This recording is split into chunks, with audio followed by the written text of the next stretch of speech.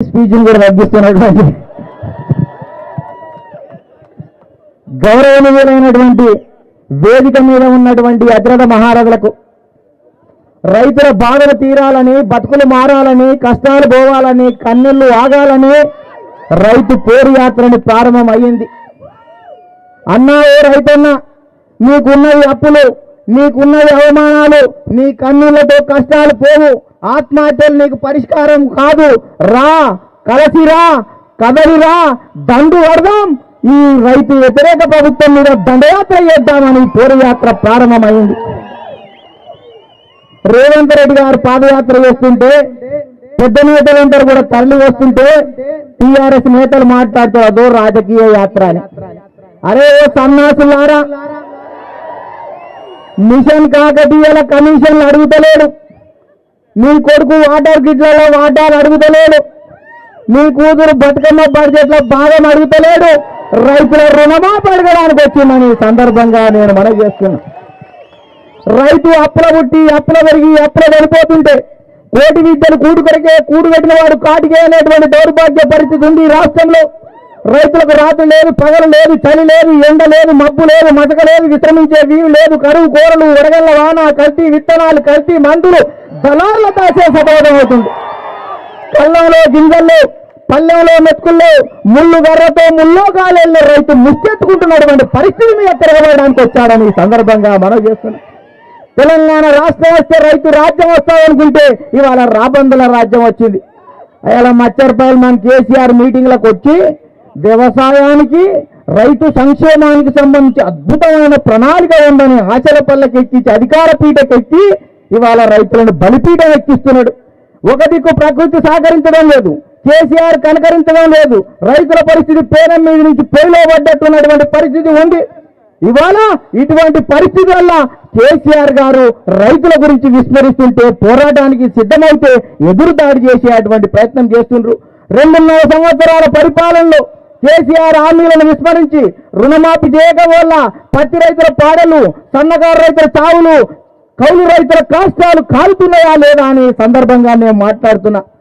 ఇది తిరుగుతున్న ఆయన అల్లుడున్నాడు, వాళ్ళ అబ్బర్ చెప్పులు హరీష్ రావు, అంతకుముందు పీర్ సాహెబ్ లాగుండే మామయ్యంట, తిరిగి తిరిగి అమీర్ సాహెబ్ అయిపోయాడు. ఆయన లావమోగానే లడాయిలాగా మాట్లాడుతుండు. ఈ మధ్య ఏడ చూసినా కానీ ఒక కత్తెర రిబ్బన్ తీసుకొని పోతుండు, కట్ట కనిపిస్తుంది, ఆ కటింగ్ పెడతానే ఉన్నాడు, ఫోటో వేస్తూనే ఉన్నాడు. ఆయనకు అర్ధెకరం పువ్వు లేకుండా 1,00,000 ఎకరాలు వాడుతుందని చెప్పేటువంటి పరిస్థితి ఉంది. అయ్యా ఓ పోచారం శ్రీనివాసరెడ్డి, ఆయన పోచారం, ఆయన మంత్రి కావడం మన గ్రహచారం, ఆయన దగ్గర రైతు సమాచారం, ఆయన అవకాశవాదుల ఫస్ట్, మంత్రిగా వేస్ట్, కట్టేది దోతి, తీసేది గోతి అని సందర్భంగా నేను మనవి చేస్తున్నా. ఇవాళ తెలంగాణ రాష్ట్రం 2.5 సంవత్సరాల సాగు విస్తీర్ణం 24.27% తగ్గిపోయింది. వ్యవసాయ అనుబంధ రంగాల వల్ల 15% ఆదాయం వస్తుంటే బడ్జెట్లో 2% కూడా కేసీఆర్ పెడతలేడు. మామాళ్ళు మచ్చర్ పల్మాన్ మస్తు ఇస్తున్నాం, దావత్ చేసుకోపోరు అంటుండు. పిచ్చకుంటోడు పచ్చపట్లోడు లట్టుగాడు పిట్టుగాడు చెప్పినట్టు పిట్టల ధర మాటలు చెప్పినప్పుడు ఇస్తరా చేసి ఇద్దరితో మెతుకు పెడుతున్నాం, తిని భయవనమైనటువంటి పరిస్థితి రాష్ట్రంలో ఉంది అని ఇవాళ మనం అందరం ఆలోచించవలసినటువంటి సమయం ఆసన్నమైంది. ఇవాళ రైతుల గురించి, ఇవాళ రైతు రుణమాఫీ గురించి 1-2 విషయాలు చెప్తాను. రుణమాఫీ ₹1,00,000 రుణమాఫీ చేస్తానన్నాడు, మనం సంబరాలు చేసుకున్నాం. ఒక్కసారి కాదు 4 దఫాలు చేస్తానన్నాడు. అప్పుడప్పుడు కోళ్లకు ఇత్తులేసినట్టు ఇస్తే ఉంటే ఇవాళ దేశంలో 2వ ధనిక రాష్ట్రమైనటువంటి తెలంగాణలో ఒకేసారి చేయమన్నాం, కానీ అప్పుడు ఇస్తాంటది, వచ్చిందంటే వడ్డీకే సరిపోతుంది. పాత పట్లనే ఉంది, పాస్బుక్ బ్యాంకులనే ఉంది, బ్యాంక్ ఓన్ కాడికి పోయి అప్పటితే అసలు సంగతి ఏం చెప్పి అనేటువంటి పరిస్థితి ఉంది. రైతుల రుణాలు రెన్యువల్ చేయకపోవడం వల్ల రుణమాఫీకి రద్దు చేస్తే జీవో నెంబర్ 69 ద్వారా 8 లక్షల మందికి నోట్లో మట్టి కొట్టినటువంటి చరిత్ర కేసీఆర్ దా కాదా అని సందర్భంగా మనం చేస్తున్నాం. ఇవాళ పంటల బీమా చేస్తాని పదవుల బీమా చేసుకుంటుండు. ఇవాళ ఇదే కరీంనగర్కి వచ్చేస్తుండు, కరీంనగర్కు న్యూయార్క్ చేస్తా, వరంగల్ లండన్ చేస్తా, ఓల్డ్ సిటీ ఇస్తాంబుల్ చేస్తా, యాదగిరిగుట్టను వాటికన్ చేస్తా, హైదరాబాద్ డల్లాస్ చేస్తా అన్నాడు. ఏం చేసిండు? బేటాన్ని టాటాని చేసిండు, బిడ్డని బిర్లాని చేసిండు, అల్లుని అంబాని చేసిండు, తెలంగాణకు తెడ్డు చూపించిండు అని సందర్భం. ఇవాళ మంత్రులంతా పోయి అడిగిరంట, రేవంత్ రెడ్డి పాదయాత్ర బ్రహ్మాండంగా సాగుతాయి, ఏమన్నా ప్రకటన చేద్దామంటే ఏం చేయమనవురా, ఆడిడ దొబ్బిన పైసలే ఇవి ఎట్లా మారు వాళ్ళని తలకాయ 2 రోజుల నుంచి పట్టుకుంటున్నారు అనేటువంటి పరిస్థితి ఉంది. వాళ్ళ పరిపాలన 4 ఉన్నారు, ఈస్ట్ వెస్ట్ నార్త్ సౌత్ అందరికీ 4కు పంచేసిండ్రు. ఇవాళ ఎవరికి ఏం లేదు. ఇవాళ కవిత అక్క మీకు అందరికీ తెలుసు, ఆమె వచ్చినాకనే బతుకమ్మ స్టార్ట్ అయిందంట.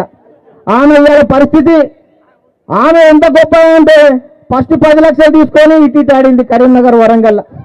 మొన్న 15 కోట్లు తీసుకొని విదేశాలలో అడిగింది. అవి అడిగినంత ఇస్తే అంతరిక్షంలో ఆడుతుందంట. ఇవాళ ఆఫీసర్లు పోలీస్ అధికారులు మా సీతక్క చెప్పింది, ఇవాళ attender officer collector conductor compounder అందరు కూడా కవిత ఏడ బతుకమ్మ ఆడితే వెనక వీళ్ళు ఆడుతున్నారు. బతుకమ్మ ఉయ్యాల బందై కవితమ్మ ఉయ్యాల అనే కాడికి వచ్చిందా లేదా అని సందర్భంగా మనం చేస్తున్నాం. ఇవాళ ఈ రాష్ట్రంలో కేసీఆర్ పరిపాలనలో 2700 రైతులు ఆత్మహత్యలు చేసుకుంటే 342 మందిని ప్రభుత్వం గుర్తిస్తే కేవలం 40 మందికి మాత్రమే 6 లక్షల రూపాయలు ఇచ్చారు.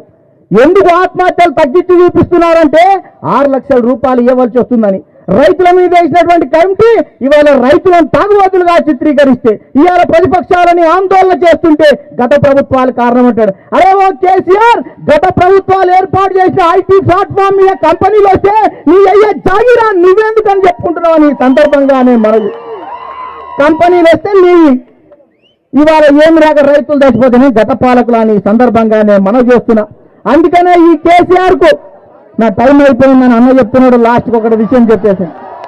ఇవాళ రైతులు ఇవాళ అందరూ కూడా పూజ్యులు, గౌరవనీయులు, విజ్ఞులు, విజ్ఞానవేత్తలు, దేశభక్తులు, పురప్రముఖులు, గ్రామ పెద్దలు, యువకులు, మర్యాదస్తులు, శాంతిమూర్తులు, సకల కళాకోవిదులు ఈ తెలుగుదేశం పార్టీని బతికించుకోవాలి. బలుగు బలహీన వర్గాల జెండా ఇది.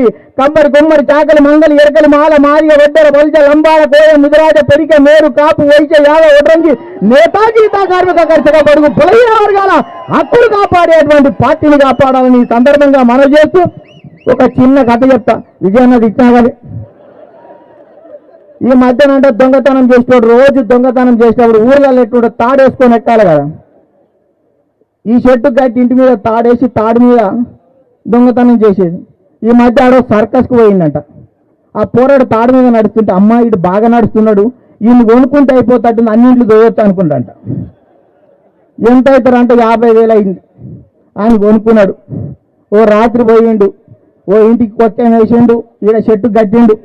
ఆ పోరానికి చెప్పిందంట, బిడ్డ దీనికి వెళ్ళి నడువు ఆ తాళం తీయను అంట. ఆ పిల్లోడేం తక్కువడా, నేను నడుస్తా కానీ నాకు డోలకు కొట్టాలని చెప్పిండంట. డోలకు కొడితే ఇల్లు నా ఒళ్ళు వల కొడతాడు అంట. ఇవాళ కేసీఆర్కు దొయ్యనైతే దోస్తుంటుంది, డోలు కొట్టాలని ఆపాలని ఆ ఫామ్ హౌస్లే పండుకున్నాడు. అక్కడ ఫామ్ హౌస్లు ఏం చెప్తాడు, గ్లాసులు ఎత్తాడు, పచ్చగున్న కాడ తిని ఎచ్చగున్న కాడ వంతాడు. కేసీఆర్ ఎక్కడ నకరాలు చేస్తే రూమ్లో 5 నెంబర్ మీద ఫ్యాన్ పెట్టి ఆ గోడ గీ గోడ కొట్టుకొని దిగుతాడని ఈ సందర్భంగా మనం చేస్తూ ముగిస్తున్నాం.